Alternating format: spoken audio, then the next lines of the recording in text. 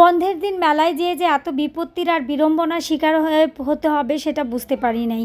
বাচ্চারা অনেক বেশি বায়না করতেছিল মেলায় যাওয়ার জন্য, আর আজকে ছিল শুক্রবার, সেজন্য বাচ্চাদের মেলায় নিয়ে গিয়েছিলাম বিকেলবেলা।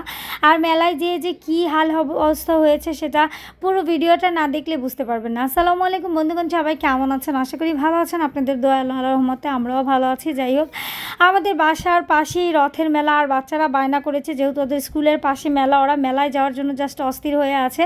তো আমি বলেছিলাম শুক্রবারে নিয়ে যাব, তোমার পাপা বাসায় থাকবে। আজকে আমার হাজব্যান্ড বাসায় ছিল, আর বিকেলবেলা এই যে মেলায় নিয়ে এসেছে।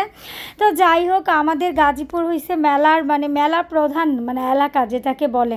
তো বছরে প্রায় 7-8টা মেলা হয় আমাদের গাজীপুরে। বৃক্ষ মেলা, বিজয় মেলা, রথের মেলা, তাঁত শিল্প মেলা, বিভিন্ন মেলা হয়।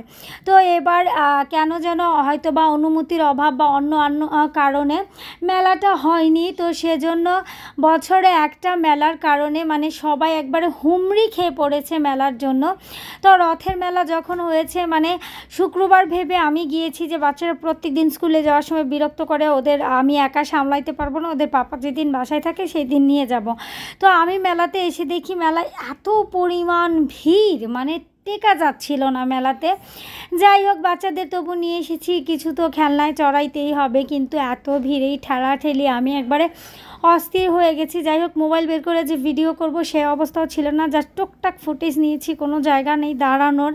যত সময় যাচ্ছিল সন্ধ্যা হচ্ছিল আর ভিড়ভাড় ছিল, এত বাজে অবস্থা। আমি ন্যাচারালি মেলাতে খুবই কম যাই, কিন্তু বাচ্চাদের বায়না রাখতেই হবে, এরকম একটা অবস্থা। যাই হোক, তারপরে এই যে ওদের একটু ফুচকা খাওয়াবো, পুরো 45 মিনিট দাঁড়ায় থেকে সিট পাইছি ফুচকা খাওয়ানোর জন্য, যেখানে সেখানে বসায় খাওয়াও যায় না যেহেতু এটা পরিচিত দোকান।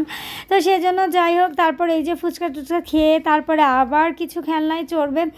আমার ভাতিজার আমার এই যে মেয়েরা উঠেছে এগুলাতে। আমরাও নৌকায় ওঠার মতো কোনো অবস্থাও ছিল না।